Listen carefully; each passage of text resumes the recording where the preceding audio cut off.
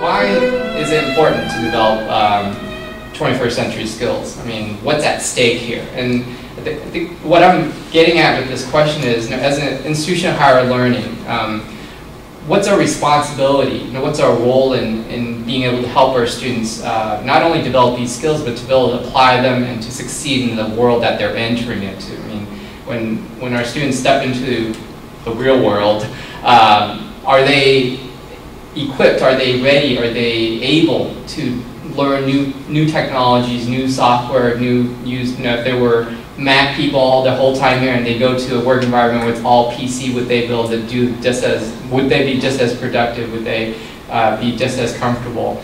And what's at stake if we don't teach these things, if we don't acknowledge it, if we don't even pay attention to it? I mean, I think what Susan was saying earlier is that so much of what this is happening is at a subconscious level or unconscious level. I mean, we assume a lot of these things. Oh, yeah, students they're computer savvy. They're digital natives. They were born into this world of technology. But what I think we take for granted is that just because they are digital natives doesn't mean they're competent in using these technologies to be able to do what we're asking, and then the world after will be asking them to do.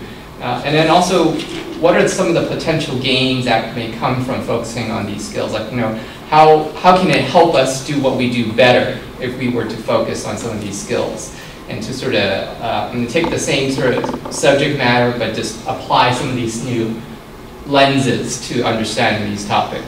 And then something I didn't put on here, but I was thinking about this morning is, in sort of Paulo Freire's framework, what are some of the consequences in terms of the digital divide that could happen?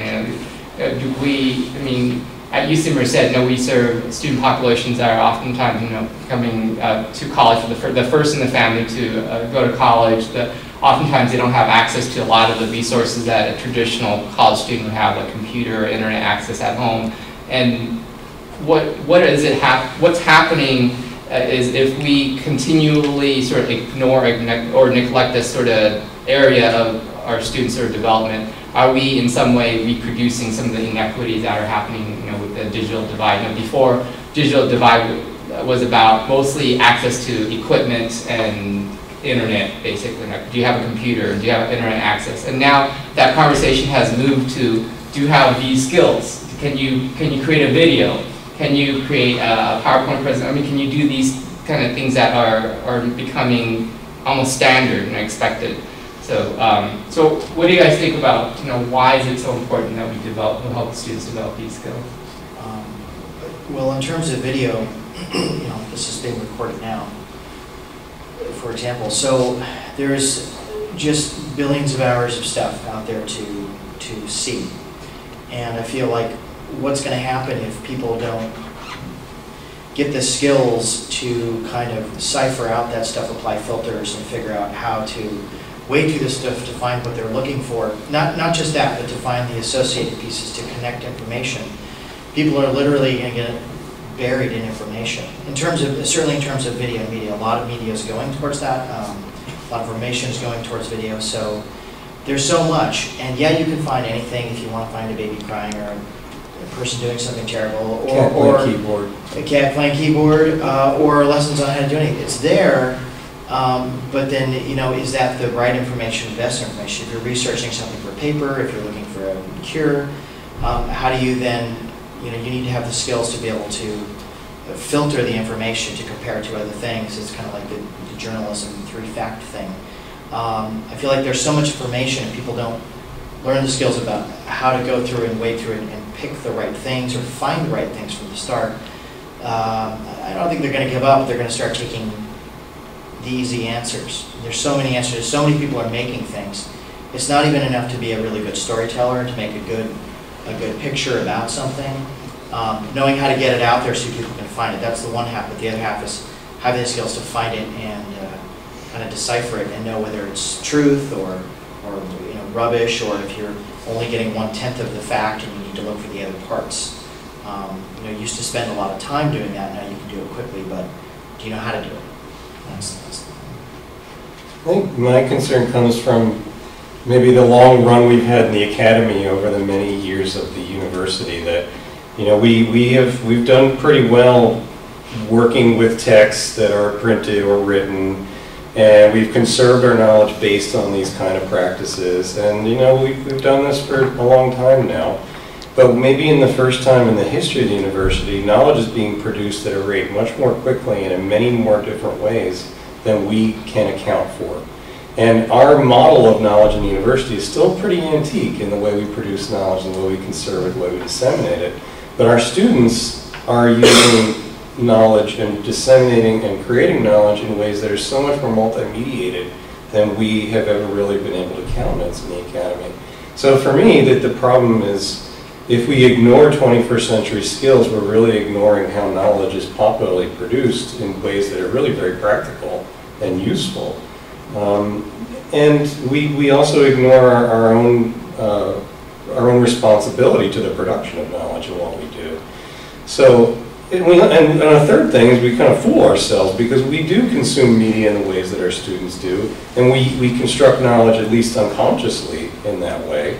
So for me, it means kind of slowing down and going back to the well of what the academy does well, and that is reflecting and saying we've got all these new means of understanding and creating and pursuing knowledge, and maybe following one or two of them in the classroom. How does this play out? You were taught to work with texts on paper, and to write on them, and maybe to work with the text. If you're lucky, you were taught that way maybe. How do you transfer that to the screen, which your students are inherently comfortable with doing? They just often don't know or are not able to explain what it is they are in fact doing. We think more quickly than we are able to explain what we do. And so for me, it means kind of focusing on the same kinds of processes that go about how we go about consuming media, and bringing them into the classroom and slowing it down and saying, you went and looked for a particular website. What went into that search? Why did you choose the terms you did? How did you filter through the different things? What did you determine to be a reputable source?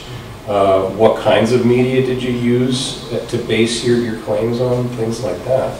And you can replicate that on the level in a way that's almost textual in the classical way, where you can work with PDFs, you can put post-it notes on the screen, you can underline, you can highlight. It's really not all that different, but you're using so many different more forms that it really explodes the way that we've come about it. And if we don't engage with that kind of knowledge, then we're on the verge of becoming obsolete. So I would say yes. Well, this is really interesting for me to hear the other panelists, because I hear them talking about information literacy skills, even though that's supposedly a library realm. That's really what we all end up discussing, and the ability to find relevant information, the ability to filter out what's garbage. And in video, there's a lot of garbage out there, and online there's a lot of information that's just not high quality. And so that's part of the reason that it's so important to teach these skills. I think what's at stake.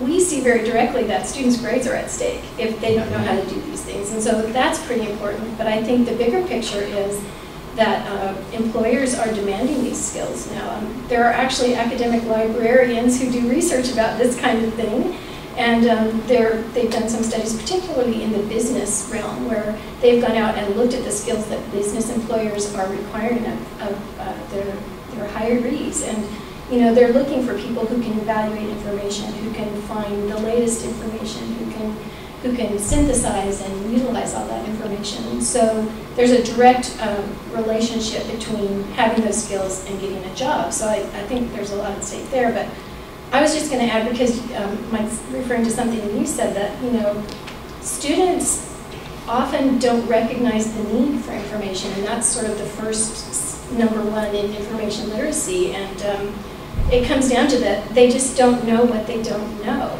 And so you have to teach them. You have to teach them about how to do better searches on the web.